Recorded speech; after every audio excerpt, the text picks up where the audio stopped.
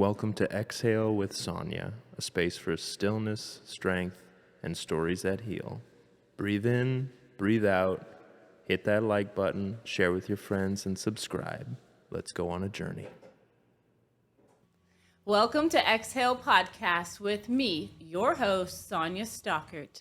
And today I want to welcome one of my friends and guest for today, Miss Natalya. Welcome. Yay. Thank you so much, Sonia. Would you tell me a little bit about yourself before we begin on our questions today? Yes, of course. My name is Natalya and I'm a life coach. I'm a divorced mom of 3 and I'm former dog trainer. I'm a business owner and I'm a former circus performer. I love that. How is the circus? That's really neat. Tell me a little snippet about that life. It's so much fun. It's so crazy. I used to be a gymnast, aerial gymnast. So basically my hands was holding my life. So it's always on the edge, but it's so much fun because you travel the world, you see the people, you see different culture, you learn all of those stuff. So it's so much fun. That sounds amazing. I would have totally signed up for that if I had the chance to do that. So I ran away with the circus. Hey, sometimes you got to do that. Yeah. So you're also a dog trainer. Is that something you still pursue, or is that something you kind of left in the last season? So I'm not training no more, but I own a facility in Bradenton, Florida. It calls AAA Pet Resort. It's a boarding and daycare facility. So I still take care of the dogs, and I love doing that. I love that. Maybe I'm going to have to come visit you and say hi. You have to. That's wonderful. Yes. So you're a life coach. What does that mean? So I went through a hard divorce, and I went through a lot of pain, and I have to realize and recognize a lot of stuff that need to be out of my life and what possibly need to be back in. So I went through a lot of coaching, a lot of psychologists, a lot of therapy and all this stuff, and I realized that a lot of women live in a painful relationship, in a painful life, and I want to try to help them. My mission is to help women to get out of their shell and live a happy life, because we live only one life, but we don't realize that. We live only one life. We live one day at a time, but we want to concentrate. I want to send a message to women to concentrate on their future, Yes. not everybody else's future. It's just them. Concentrate on them, be happy. Make sure here you create that energy, that love for yourself first, and then for everybody else. Fill up your cup first. You Oh, can't yes. pour from an empty cup. And I love that philosophy and what you stand by. And that's why I asked you to be on today's podcast. So we're going to go through some kind of hard, triggering questions today. So just listen with an open heart. And if this resonates with you, please reach out to Natalya or myself. We can hold your hand, or we can direct you in a way of a professional therapist from there as well. Is there anything you would like to add before we head into the questions? I'm always here for the women. Reach out, as Sonia said. I would love to answer all the questions. Would love to do anything that's possible to help women. Me too. I love that for us. And I Yes. love that for my listeners as well. Our first question hits kind of deep here, but we can observe some of our mutual somatic language that we both live by. Where do you see the good girl pattern living in the body? I said it, the good girl pattern. So the good girl, I hate this phrase so much. I hate it so much because what does it mean, good girl? Good girl means you don't have your voice. Good girl means you always have to hide your emotions. Good girl means you have to be quiet, please everybody, listen to everybody, do everything, be available 24/7, feel guilt when you're resting. No, I've got goosebumps already just talking about that. So that good girl lives in the head, in the brain, in the throat when you cannot speak. It lives in your heart and your body. It's constant stressing, burnout, and so much more that good girl, it just carried from generations to generations. And for some of us, the good girl is still carrying on to the next generation. That need to stop. Break that Break generational that curse. generational. This is, women have rights to talk. Any woman, I mean, it's not only just good girl, it's also a good boy. You know, it goes to the boys as well.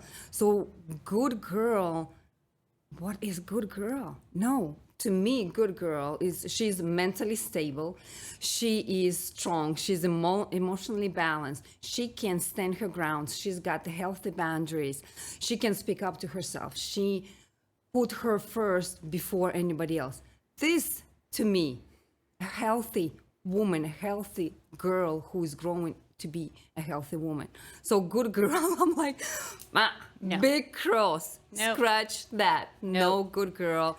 And I don't use sometimes teachers in school until this moment, they tell to our kids, be a good girl, be a good boy. And I have a 7-year-old and 10-year-old. I'm like, oh no, let's not think about the good girl and bad girl. Let's make sure you're respectful. Yes. But also make sure they can listen to you because your voice matter. Make sure you are respectful and other ones respecting you. So make sure you're polite and everybody else polite you. Make sure you treat everybody else like you want to be treated, Right. and make sure they're treating you well as well. So it's just so much, but in the good girl, the phrase. So that brings me to a lot that I was told, and maybe you were growing up, is to sit down and shut up. Exactly. Yeah, I'm not going to do that.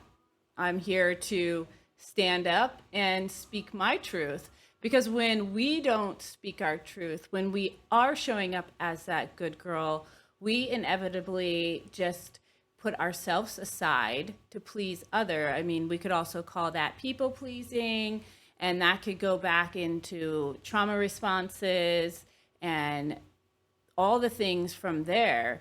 So really teaching our children, boys and girls, let's break that generational curse. You matter, your voice matters, and you are allowed to talk. I agree, and because I grew up, I was born in Soviet Union. I grew up there until I was 20 years old, so I can see difference a little bit. But how I was raised, I was always somewhere in the back at school. I was afraid to speak. I was afraid to raise my hand. I was afraid just because people would judge me, just my classmate would judge me of my answer. I was afraid to make mistakes. I was afraid of so many things. And I was carrying it on until I started breaking those patterns. And I don't want my kids to do so. This is, it's like a big jump from where I was to now. And that's why I encourage women how to talk to their kids, to let them speak, to hear them. Sometimes it's so hard for parents to hear their kids, to let them speak. I went through that, and it's so much. You have to have inner strength to allow them. But this is now we're talking about the next generation that's gonna be mentally, physically, emotionally balanced and can stand their grounds. They can stand for themselves and they can organize their life and actually live their life, create their life, and be happy And have truly permission. happy. And that's probably what a big step when you meet with women, I know with myself and the women that I meet with, is just giving them the permission will be a huge shift in their life. Oh, I'm allowed to speak my voice. I'm allowed to move my body like this. And just giving them that permission, hearing it from an outside source, just allows them to shift into who they were before all the other voices, all the other beliefs. Correct. Also in kids, I noticed that a lot of emotion shut.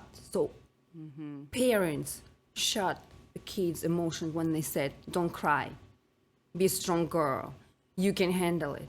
Instead of letting that pain out, letting the adults know that, hey, I'm hurt, I angry, I need something to cry out, to take that pain out. I need somebody to hug me and love me instead of sit down, watch your behavior, shut up, Right. don't talk, Yeah. hide your emotions. All of that, hiding the emotion cause internal pain that goes into the stress, into the chronic diseases, and it's continue. And we are forming that in the kids. We are. So that this is every woman, every parent should think of not them, but of the generations we're raising. Creating that emotional outlet and also giving the kids permission to have that emotion, understand that emotion. I, with my son, a lot of times just hold space when he's in big feelings. I don't speak over him. I don't give him suggestions. I just sit next to him.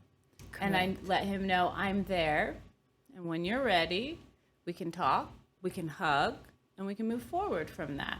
And we can learn. Correct.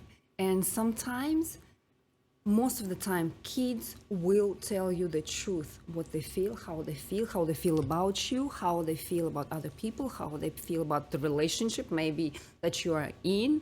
But we cannot handle this truth, and that's why we shut them off. That's why we're telling the kids, you're not allowed to speak. But this is the truth. The growing person, the really growing person, and the adult who realizing all the truth, you have to let your kids speak out.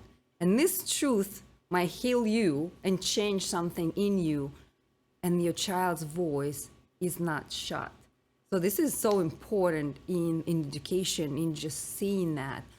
And it's also hard for parents to let them speak the truth. Definitely, because we have our own traumas and belief systems piled upon us. So really making that shift in our lives and choosing to heal through things that we've walked through then spills over to our children and gives them the permission to move forward in healthy boundaries, in healthy relationships. And I really think we are doing the work for them to help them walk through this. I agree. And we not just carrying those patterns, but we're also carrying our childhood trauma, because we all went through some kind of trauma. We're carrying it alone, and those creates all kind of mental disruptions or mental blocks or something like that, and we carry it and we take it out on the kids. We do. So it's also very important for the adults, for women especially, to heal their inner child inside them. It's very important. Inner child, just even sitting with that inner child in meditation is huge. I'm here, we're okay. And it doesn't have to be some grand scale of healing. It could just be piece by piece by piece. I know that's currently what I've been working through. I did a lot of healing in my inner child in my yoga teacher training, and I was like, oh, I'm great. And then my inner teenager came out, and she was out for vengeance, and we're working on her and sitting with her. So there's so much to be said about healing that inner child and helping others through that as well. What you learn, you can pass on to others. And I learned for the past few years, I learned a lot. I didn't even know that inner child, inner teenager, inner 20s. yes, it lives in you, in your grandma, and so I started recognizing them through the therapy, through psychology, through coaching, life coaching, and everything. So it's so many personality lives in us, and we have to work with each of them. But the inner child is the most vulnerable, where we have to make our inner child happy, when we have to heal our inner child, because that's where we get the most trauma from the world, society, community we've been raised through. And that's what shows up when we're irritated or something doesn't feel right in our body. Our wounded inner child is going to show up. When you learn to recognize that pattern, you're able to pause before you react to any type of feelings that are sending you back into that state of mind. Correct. I agree. It's process. It's not done overnight. agree. It takes time. Let's move on to the second question. What happens in a woman's nervous system when she constantly asks for permission? This one is probably one of my favorite questions out of all of them. And it's a great moment to normalize this and tap into a little bit of neuroscience along with this.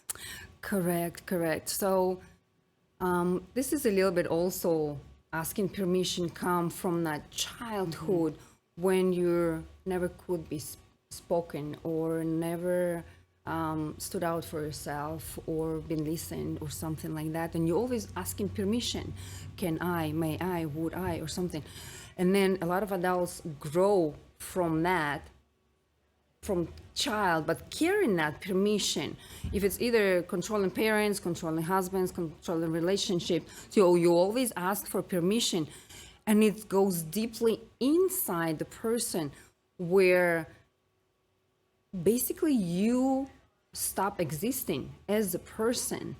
You don't have your personality, you don't have your boundaries, you don't have anything what possibly you can think of. Who are you? When you ask this person, who are you? And she's going to tell you the name. And then, but who are you? What do you like? What do you love? What can you do? And they're like, no, they're lost because they don't know what they can, because they're always constantly asking permission. They're afraid to make mistakes. They're afraid that community or society gonna push them away for some kind of mistakes. Again, they're available 24/7. They burn out. It's constant stress. They cannot think for themselves. There's no boundaries. No. There's no boundaries at all. They cannot say no. They just, everybody manipulating them because you always ask for permission. And so basically, those people are using you Yeah. for their services because for their comfort, they don't care about you. Yeah. So this is just... And the manipulation actually becomes a familiar pattern. So we start to pick friends that are like that. Correct.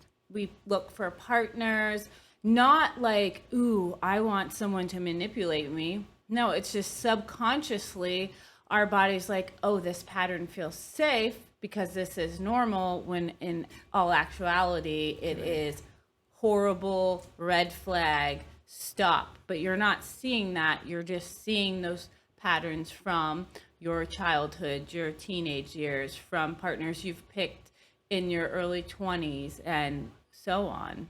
Yes, I was working with a client. She's, I know her from a long time ago, and she's like, I've been looking out for the posts and everything that you've been helping, but I want now the private classes with you or sessions with you. I said, okay, what's going on? And we start going deeper, and she never had permission. She always been told what to do, and now she's almost 60. And she doesn't know what she should do with her life. Her son is older, but she's always caring for him. She's always taking all these responsibilities, controlling and everything. So this is, The pattern's familiar patterns to her. from childhood. And she said, since I was a baby, I was told what to do. I was told what to do. And it's so many women have been told what to do. It becomes your personality. Becomes your personality. It's the patterns. Okay, I need to ask permission. My voice doesn't value. I'm nobody. I'm afraid to make mistakes. Why? I know. Why? It's so sad. But when you work with these people, you notice how they changing. Then they start standing their grounds. They start loving themselves, and you see, and it's like, that's why I want to do that. Right. That's why I want to help people. Not people, I want to help women. And I can share personally, I had a battle of rest. Whenever I was tired and I knew my body would need rest, I felt guilty. I couldn't Correct. rest. I couldn't sit down. I always had to be busy. I always had to be doing something because I really felt like I was going to get in trouble. Exactly. And I work with a professional therapist, and she taught me some skills, and I am now able to sit down without guilt, maybe lay down, take a nap when I'm tired. It's okay. The world's not going to fall apart. I still have a little bit of that guilt creeping back in, but I just use, what I've learned and the permission that she gave me to go ahead and rest. And it's wonderful. Interesting. It's some reel going around, and it's in Russian. So whenever the doors opens or somebody comes into the room, you're getting up and you start cleaning right away because That was me. that was me too. So Yes. when I was a child, so it's like, if you're sitting on the couch, hey, why are you sitting? Go do something. Right. I done everything. No, go do something. Or I'll find some job for you. I'm like, so it's constantly like guilt of not doing anything, and we carry that. And it's so funny because we've been raised in the different countries, Right. but the same patterns beliefs are the and same concepts. beliefs. And until now, sometimes I'm catching myself. If somebody opens, if I'm alone in the house, I'm resting, relaxing.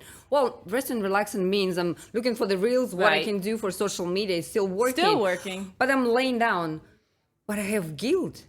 And if somebody's coming to the room, I'm like, You're like, I need "Oh, to I do got- something. I got to do. I Let me got to start run. folding, I'm wiping this table down. Isn't this horrible? That's crazy how we did begin our lives completely on separate sides of the world, but yet we still embody the same trauma Exactly, from exactly. childhood. So in that work, it's like talking to yourself, to your inner self. You have to rest. Don't feel guilt. It's just so much work inside you, and it's continuous work because you work through those traumas.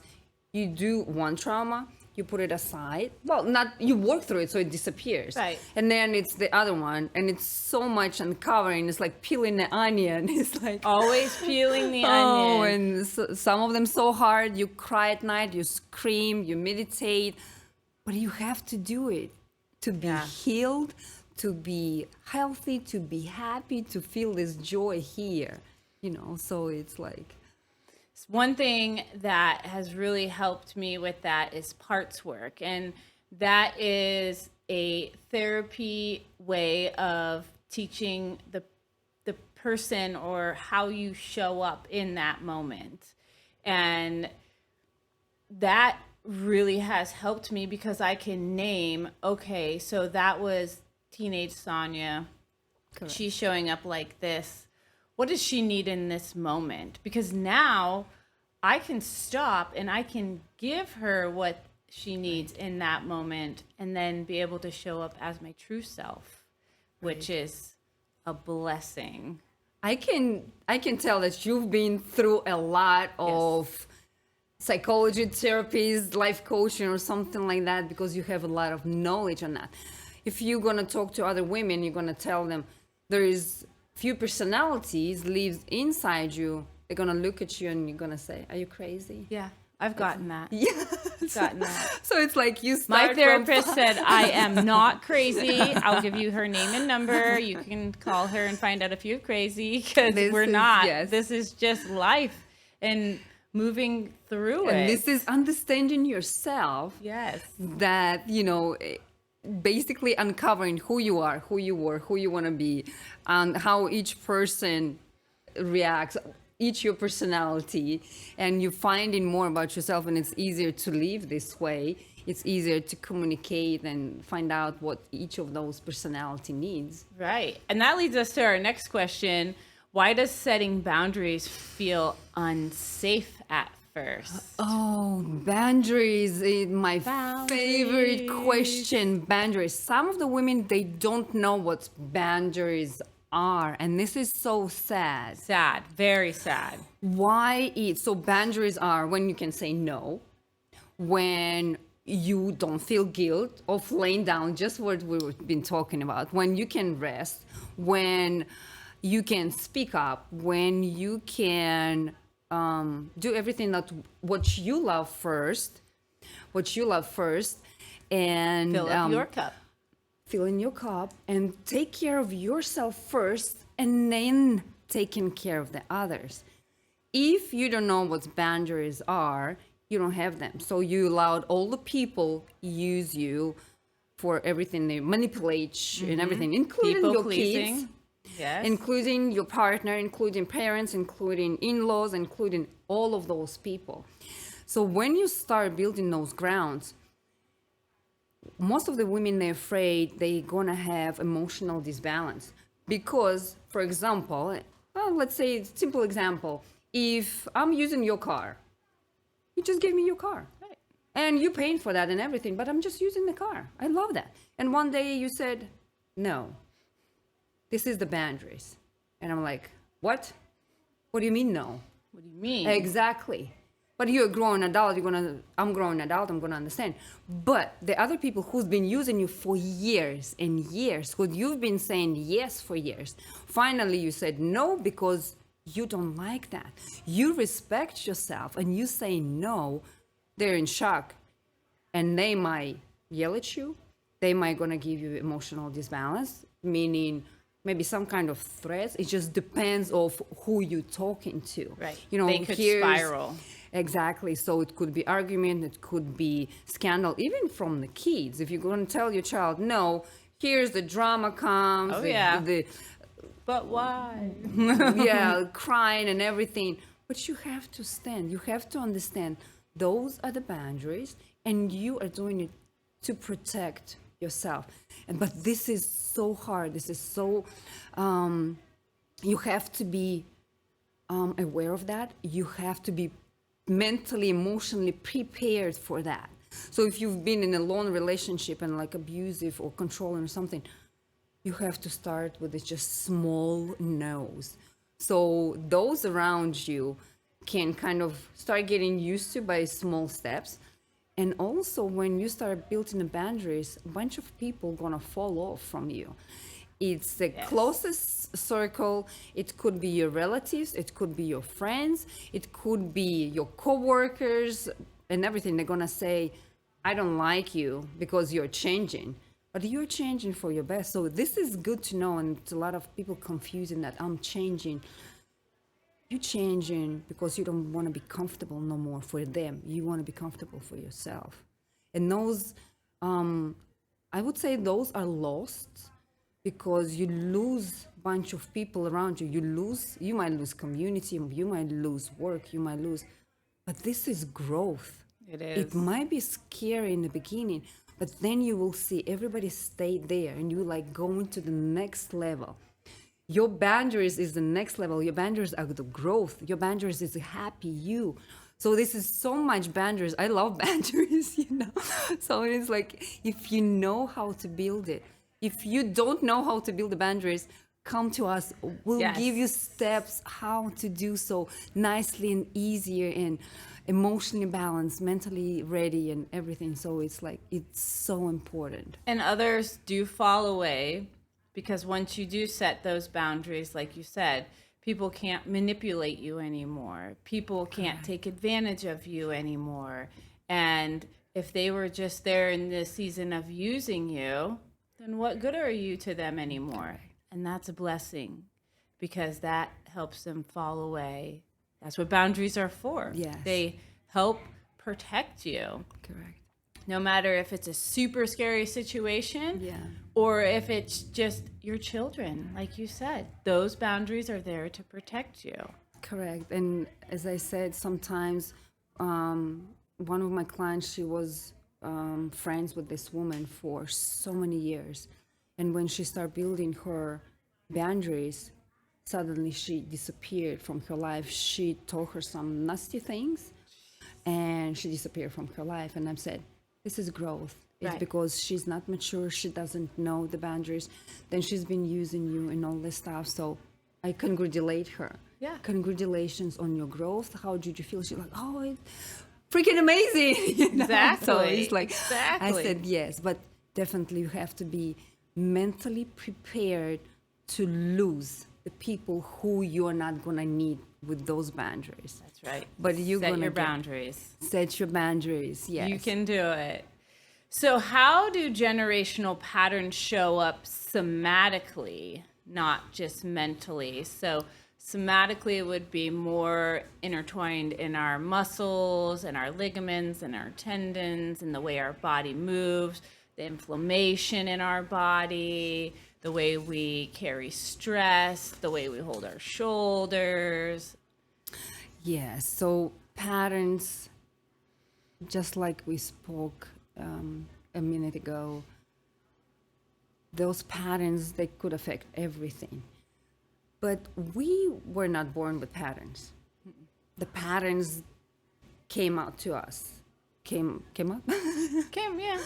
Came to us. Came to us. When we were kids. So not necessarily that parents and grandparents and whoever we know around taught us something All or the told us to do, influences. but we watched the behavior. We watched the behavior, how our grandparents treat our parents, how the parents treating us, how the parents treating each other, how grandparents treating each other. So all of those patterns and all of those generations carry, right after the war, they were carrying sorrow, they were carrying stress, they were always hungry, there was not enough food, there wasn't, especially in Soviet Union. My grandfather went to World War II. So I know a lot of stuff that women were fighting for men, so women allowed men to do whatever they want. And so from those, it was kind of those patterns, and we have those phrases in Soviet Union. If the man hits you, he loves you. Yeah. And money is your enemy. You should have 100 friends than $100, let's say, 100 rubles. So it's like all those things that are being put into your head, and it's like, if your husband loves you, then he need to hit you. So how is that a right form? I don't get it. Right. And that's a belief system and a pattern that you grew up immersed in. Yes, It even became knowing your thought process. correct, even knowing my father never touched my mother, always talked respectfully, but you hear these things. Those things are everywhere, your neighbors, your community, society, and everything. So we grew up on that. We grew up hearing that, even knowing, not seeing. But our parents were reactive. It was different discipline. You know, the spanking was okay. That, you know, you had bad grades, here's the spanking, instead of what you don't understand. Right. What needs to be done, how I can help you. So Right. you just a lot of spanking, so we caring, and they just didn't invent it. That came from those generations because they forced them to be better than them. And I guess that was kind of their education, how to be better. And we saw it, we carry it, but we carry it in the mimics, in the way our body behaves or act or something like that. So the patterns lives in us everywhere. The way we move, the way we talk, the way we... still until now, if you see the Soviet Union people, they never smile. I learned how to smile. I went in front of a mirror and I started smiling. And I'm like, now I have beautiful smile. But it took me a couple of years to learn. You're not going to believe it. Learn how to smile. Because the Russian people don't smile. From those years after the wars that always were bad, it was a war, it was not enough food, it was not enough money, we were poor or whatever. And fear. A lot of fear. You were smiling, you were considered a mental case. Probably. Yeah. But so even in the picture, we never smile. Now, generations, now my family smile. Now Right. but personally spoken, about me, I learned how to smile. I joined the circus when I was 14. So we started traveling different countries, including Europe. And then people were more smiley then. I'm not sure about happy, whatever, if it's the correct word. But they always will welcome me and smile. And I'm like, oh, I like that. Yeah. Let me learn how to smile. So all of those patterns of our facial expression, our body expression, our everything is carrying that. Ingrained in you. Yes. And by you teaching yourself how to smile, that was breaking a generational curse. Because I'm sure your children have no problem smiling. Oh, no. No. No. That's Yes. amazing. So it was breaking a lot of patterns. It was breaking a lot of mental blocks. It was not only its habits, there is society, there's community, that's why I said I love traveling with a circus, because you see different perspective of life. You can Right. see different religions and cultures and everything. So it's like, all right, and you learn something from each of them, and you're getting something good from all of them. And when I came to US, it's really a land of opportunities. Until this day, I'm so happy I had a contract to come to US and I get to stay here, because that's where I learned to smile. Yes. I learned how to break the habits. I learned how to break the patterns. So I think that's great. And created more safety away from that fear, allowing you to show up who you were inside. You were a girl that wanted to smile. And here you are smiling with a Yeah. beautiful smile. Thank you. You're so welcome. What helped you begin to feel again when success wasn't enough? The problem was not with the success.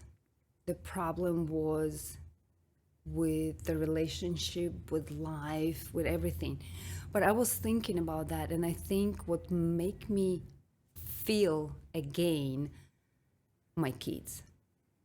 I love that. My kids, definitely, because I was chasing dreams to make a better future for me and for my kids. Getting this business, taking care of the dogs, getting that out there, it was so hard. But I'm thinking, I'm working towards my kids' dream. And then one smart person told me, it was my sister, and she told me, while you're working your butt off, getting all that money that you need to put it into your kids' childhood, by the time you're gonna get that, your kids are not gonna need it because they're gonna be off to college. And it struck me. You're like, wait a minute. Exactly. So she's like, you working all those hours, not seeing your kids, you're missing all their childhood because you're busy with be successful, make money, provide the living and everything. The kids gonna be gone when you're gonna reach all of that, because business building and everything, it takes time. It takes, if you don't have millions of dollars, Yeah. it takes time. And I didn't come from a wealthy family. I came to America with $25, and I've built slowly over the years everything I've got. So building that, I wanted a better childhood, give them everything what I did not have. Right. But she's like, well, when you're gonna get there, the kids are not gonna be here. They're growing. They're gonna be gone. They're not gonna need you, but they need you now. They do. So, and then it hit me, and I'm like, oh God, I need to start working less. I need to find people who's gonna take care of my business. I'm gonna stop cleaning the house because it take me a day or two to make it perfect and clean and everything. And I'm gonna stop cooking because when we cook, I've been raised on those, it's like a lot of it's a first and second. It's just like in the restaurant, Right. you know. But it's like for a whole family, you have to have a 2-3 hours cook just so they can have a meal, and it's dinner. So I'm like, I'm not doing that. I'm doing healthy, quick, fast, and spend time with kids. So that make me, kids need me now, because what I have a few years Right. that I can enjoy, that I actually can read to them, that I actually can relax in the bed with them and joke with them and play and run. And I'm so silly and crazy. I love to run with kids, but I was missing that. Or you could get home in time to do that stuff and just be totally exhausted. And I was. I was working from home because the business and home, it's like one. But coming out from the dogs, getting to the house, I didn't have no more power because I leave everything there, all my energy, everything. So I didn't have no patience, I didn't have no power, I didn't have nothing left for my kids. So I'm like, no, it needs to stop. Yeah. I need to make sure my kids remember not only saying, Mom, you always was working. Right. Mom, you always working. Mom, you always working. No, I don't want my kids to remember that.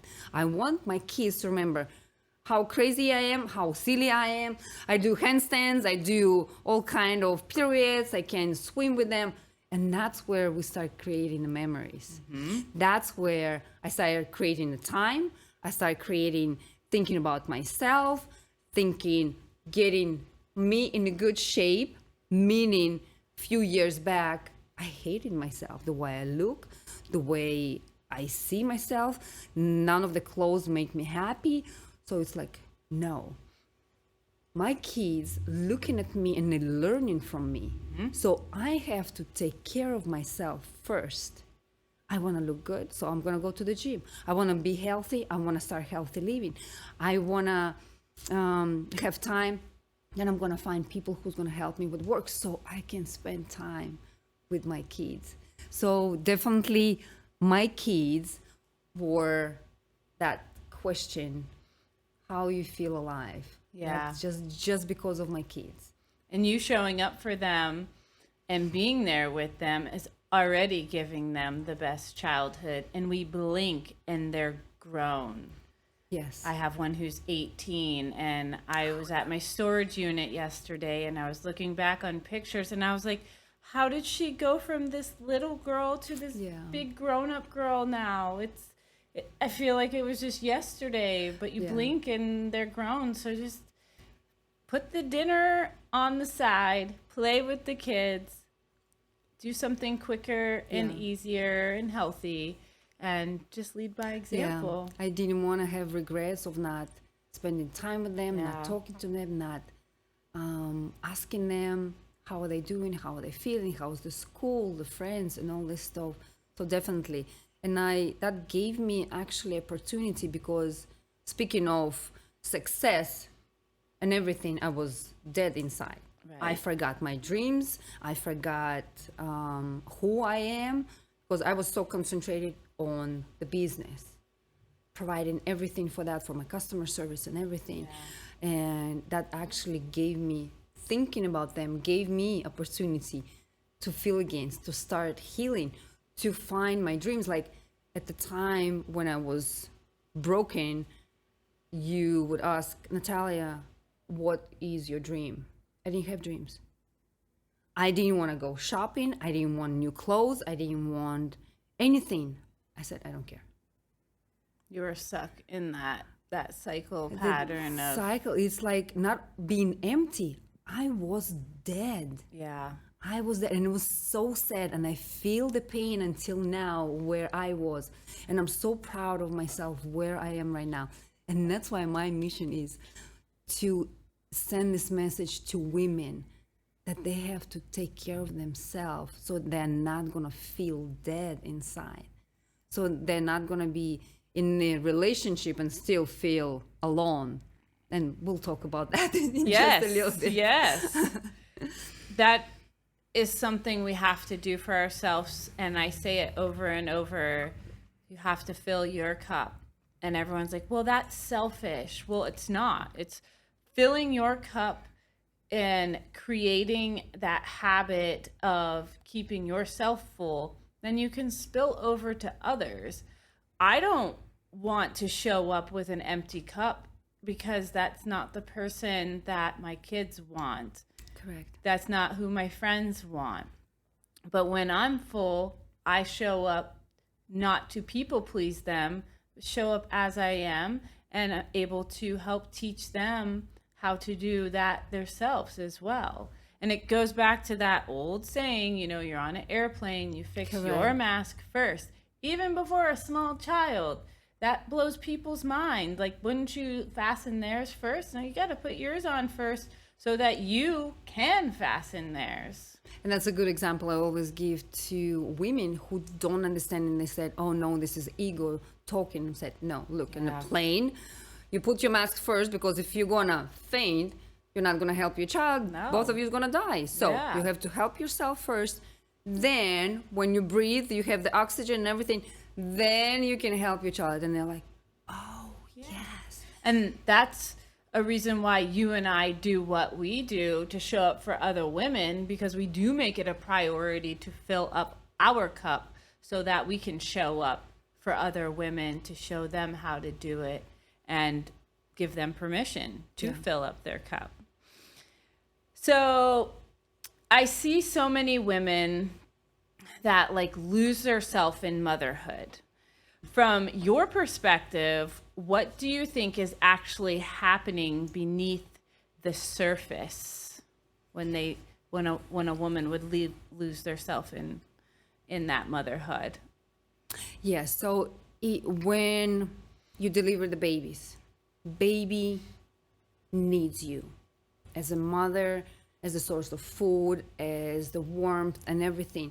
That's the most important stage for the child. And that is your identity during that time. Correct.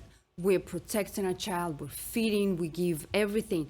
And it's such a hard stage for the woman right after delivery to take care of the baby, but we're doing it anyway. And after that, we're just, because this is our baby, we have to take care of the baby. But we're carrying it so much into when the child's become older child, like 5, 6, 7, we keep carrying it. And some of the women, they don't go through that separation, I would say healthy separation with the child. When you have to give your child space, when you have to give yourself space to recognize who you are, to get your goals, to, it's not necessarily you have to get the job or do your business or something, but find yourself, who you are, what you like to do. Because a lot of women, they're just so trapped in the motherhood, they don't see anything besides their kids. Oh, I have to clean, I have to wash, I have to take them to school, come back from school, and then cook and clean again, and homework, and then it's a husband and a partner. And when is the time for yourself? To fill that cup. Exactly. Because now it's not only you're trapped in that motherhood, but what kind of education you give to your child. So they know that the mother's going to do everything. And here the patterns come. My mom does everything for me, then I'm going to do the same for my kids. Where the personality stands. Where they see my mother's happy, she's independent, she knows what she wants, and I want to be just like that, and this is normal. We, again, showing them differently. And it's a lot of women carrying it into until the kids are gone to college. And then women are like broken. I've seen women broken. When the kids are gone, they're afraid. They don't know who they are. They forgot their dreams. They forgot what they want, what they need from life. It's like they're dead without the kids. And they're so dependent on the kids. So it's heartbreaking to see. Yeah. It's heartbreaking to see. And that's, it's sad. It is. But also in the community, in society we live, we hear a lot of judgment. When women have a child, a younger child, and she gives herself time to rest. Gym. Oh, forget about gym. Even 5 minutes exercise at home. Right. Hot food, hot coffee. Shower, hot coffee. Yeah. It's a luxury. Mm-hmm. Exactly. What? And they judge. Oh, she left her child, blah, blah, blah. And they judge that woman that taking time. So that woman who's been taken care of and given her best, want to take time to fill that cup in, to make sure she's the woman, she's independent, so she can still take care of the kid, and she's been judged. Met with guilt and shame. Guilt, There's shame. That cycle pattern. Here's the all pattern again. So again, you have to be mentally be prepared. Don't give a crap about everybody else, what they say. Set those boundaries and walls so nobody can talk crap about. Right. So it's like, what? But it's so hard because when you deliver the child and all with those hormonal changes and everything, half of the women don't understand what is Right. going on. And they listen. And they listen their mothers, grandmothers, in-laws and everything being judged by those close people. Yeah. No, No. no, they have to fill their cup. They have to be strong for themselves. They have to have those boundaries. They have to have those that happy time. I love the reels when the kids are banging on the door and crying, and the mother's just like, "I'm making you like drinking Fingers or under whatever." the door, eating some Yeah. snacks in the snack Yeah, closet. I'm making something important. I'm making a happy mother Yeah. for you. And this is so hilarious, but this is so true. What we really need to do, we need to give space to the kids so they can learn. They can be creative. They can be independent.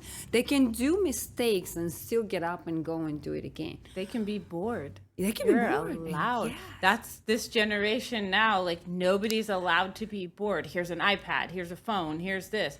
No, take them outside. Let them be Exactly. bored. Let them use that creativity. That's going to be a thing of the future, unfortunately. A thing of the past, not the future. But just teaching them to be creative. If they're always have you right next to them, and you're creating that creativity for them, then their brains are not working to full capacity as they should be. And always when I work with women, my favorite question is, who is the most important person in your life? And I bet you it's never them. It's never them. Because it's It's so never them. it's taboo. It's seen as selfish, and it's not. It's either kids, husband, business, or something. It's never them. And I'm like, what about you? Yeah. This is your life. Nobody's gonna die for you. Not your husband, not your mother, not your in-laws. Just Jesus. No, just Jesus. Just and Jesus. He Exactly, already did that. Yeah, so nobody gonna die for you. Yeah. This is your life. So it's time to create your life, happy life. And Yeah. it is click to them. Exactly. It's clicking to them. So So this just leads us into the next question. Deep, validating, and super powerful question. What do you notice in women who feel single or emotionally alone in their marriages, Oh, God. especially in their bodies? oh, this is hard question because it touched me. And I was there. I was single, but I was in a relationship. So it's very hard. It's very hard when you live with a person, you don't have support, you don't have energy connection, you don't have any kind of connection. It's feel like you're sharing a bed with somebody, but you are losing so much. You're losing your conversations, you're losing your sexuality, you're losing yourself as a sensitive woman. Yeah. You suddenly start becoming a man because you don't have a man to cry on your shoulder. Right. When we have a man standing by your side, you don't have to be a man. I used to be a man. You can show up in your feminine energy. I also used to be in my full masculine Yep. energy. Yep, yep. But it's just because the man is next to you is not there anymore, or he's not standing as a man. Right. So here you act differently, you protect yourself, you build those invisible walls around you, around your kids. You start acting differently. You are in survival mode. You don't know what happens, and you might gonna start looking for some kind of Outlet. yeah. So this is all leads to that. So when you're a single mom in a relationship, I think this is the worst. Also because kids see it. They do. I wanted to stay in the marriage just because of my kids. I thought that's gonna be helpful and good and healthy for them. But no. But that was the pattern that you might have seen as a child. Correct. So it becomes So- familiar. Exactly. So that they take those relationships as normal ones. Yeah. When you live like a neighbors, there's no connection, there's nothing, there's loves maybe, there's any, could be, they're together, Yeah. but they're not together. No. And we send in that message to the kids that this is normal. So they will have exactly the same relationship. And No. I cannot allow myself, my kids, especially my girls, to have that. I said, no, No. it have to be stopped. It's not okay? It's not okay. No. And you don't need to be alone in a relationship. Then you need to get out. If you're alone, maybe you need to fix it. You need to talk to your partner or something. Even if it's not fixable, maybe you Need need to to leave. find, exactly. Bye. You need to find yourself. Yeah. And you need to find a better person who's gonna make you happy. Right. Even being by yourself, Correct.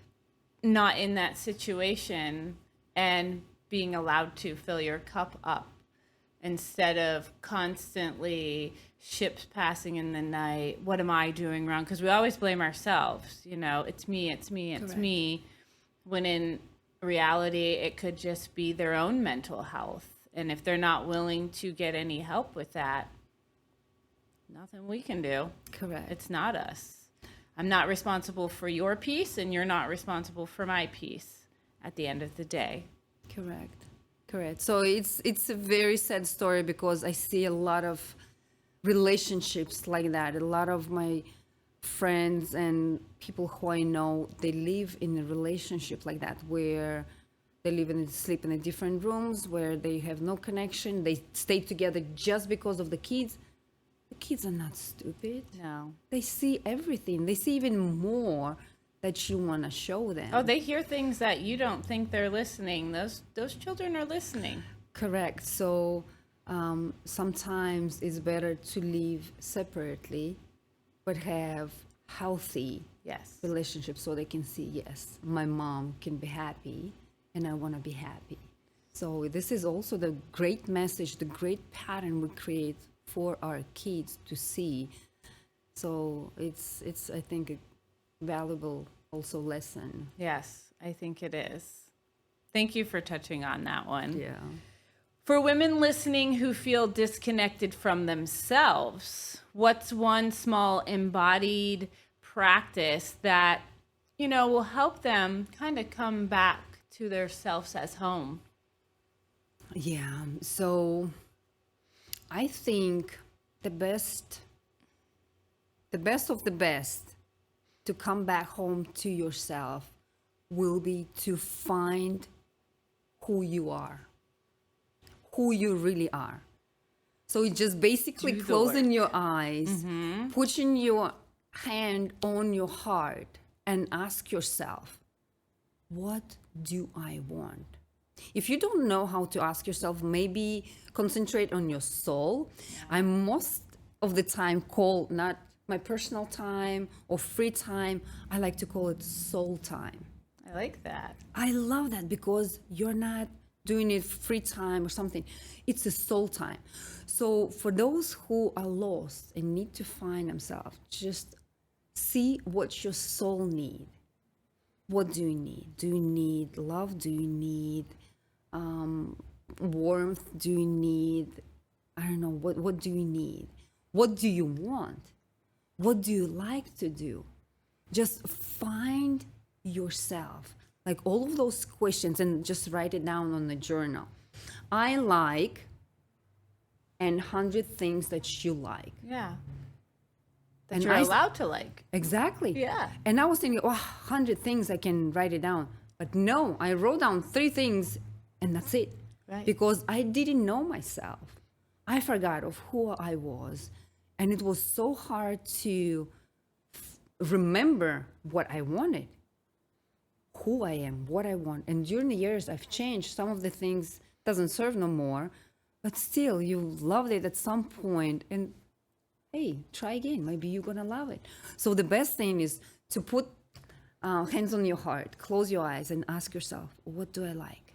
And What do I want? That's why I love what I teach with the somatic movement, because sometimes it's hard to just sit down and ask yourself that. So take a few minutes, move your body, stretch, connect your mind to your breath. That's going to put you in a different state of mind, and you are going to be able to push those thoughts away that are like, what am I going to make for dinner? Oh, I got to pick up the kids. I got to do this. And just sit with yourself and ask that question. That's beautiful. Yeah, and it's very important to write those down. Yeah. To make that list, to make the time for yourself and write down what I want, what I like, Yeah. what I need. And keep that as What- accountability. Exactly. And a reference to go back and check. Exactly. What does neuroplasticity give women? Why or how? Can't talk. How does neuroplasticity give women hope that these patterns aren't permanent? Because that's huge. Like teaching our friends, these women, that this is not permanent. I love neuroplasticity. I too. love because again, I've been there without it. Yes. Where in Soviet Union that time, everything was your destiny, right? If it's already, the way where you need to go, everything pre-written for you, and this is your path. Yeah. That's it. Wrong. Wrong. Wrong answer. So we are creating our own life. Whenever you put in your brain, you rewriting those patterns, you rewriting where you want to be, how you want to be, how you want to do it. And it's so strong. You continue doing that and your life start changing. Why? Because you always saying to yourself, for example, I want a big house to be rich or something like that. So whenever you always telling yourself of this, you start looking for those houses. You start looking for opportunity where you can get more money. You can start valuing yourself and getting into that mode that I have to get and start getting ready and act towards my future. Right. Not whatever was pre-written destiny or something like that. Right. So you actually creating your life. But this is also a kind of training you have to go through. This is always have to, you constantly need to. So I do write the meditations. I love meditation and it's based on that. So you just continuously telling yourself that. And it's like affirmations and manifestations and all this stuff. They work. They work, not overnight. It might at least take 90 days or something like that, but they do work. Because if you listen them twice a day, you go to bed with this, I would say, mood or with this kind of, how I would say it, positivity for the future and everything. And you then get up and you listen to it again.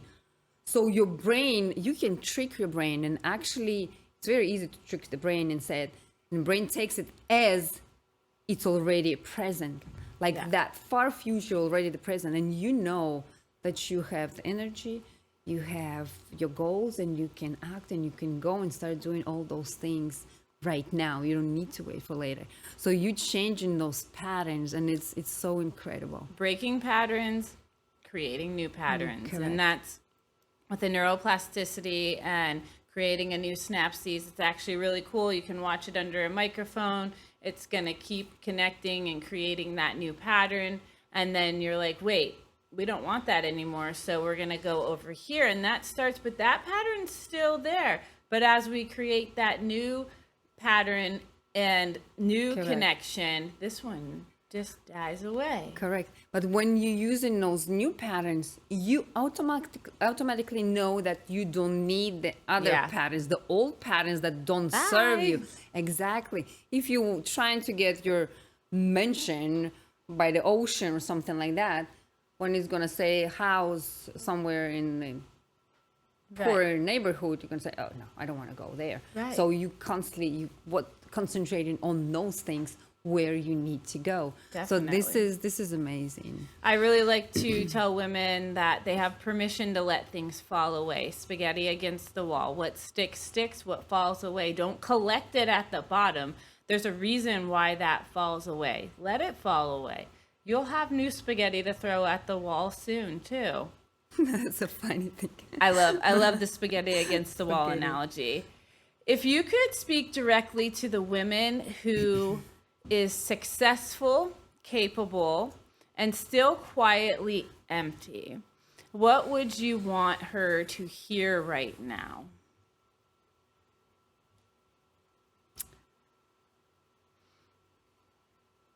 Start taking care of yourself. Start loving yourself. It doesn't matter from where you're gonna start. Mine started from the gym. Yeah. Then it could start from your face beauty, from your hair, from your diet. But you have to start loving yourself. Throw on a little lipstick. Lips, whatever makes you happy. Yeah. Whatever makes you happy. Start thinking about yourself. It's not ego. It's taking care of yourself, to coming back to one. Just remember your teenager years when you were allowed to do everything and you've done everything and you did everything. And you knew remember everything. Yes. And you basically didn't need permission to do something. So remember those years and how did you feel? Right. How you want to feel. Empowered.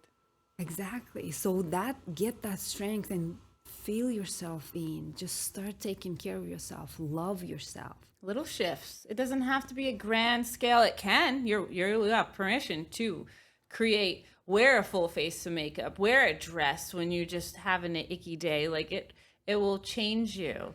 And just little small things. Drink your water. Exactly. Whatever makes you happy, whatever brings that energy. And I always give this strong, I would say, question to my clients. Whenever you don't find yourself or you feel empty, ask yourself, if I would love myself, would I do that? Or what would I do? But this is such an important question. If I love myself, what would I do? Yeah. Or even just asking yourself, what would I give myself in this moment? Rather than creating and staying in this habit or this pattern that I normally show up in, what do I need in this moment that will halt this pattern? This bad thinking of yourself or this certain act or something going on. What do I need in this moment? Also, we've been taught to love everybody. Yeah. To love your parents, to love your siblings, to love your classmates, to love teammates, to love everybody, a partner. We never have been told to love ourselves. Yeah. I teach my kids that. I'm breaking all the generational patterns. I was the black sheep, but here I am continuing to be the black sheep because we're breaking patterns all day long. Exactly. Well, thank you so much for coming on the podcast. Thank you. I would love to have you back again for a chat if you would. I one would of these love days. to. Yes. That's wonderful. Thank you to the beautiful Fusion Cantina, my home away from home. Like, subscribe, comment down below, and share with all your friends so we all can start healing as a collective. Thank you. Yes, thank you. Send us all the questions. We would love to answer all of them.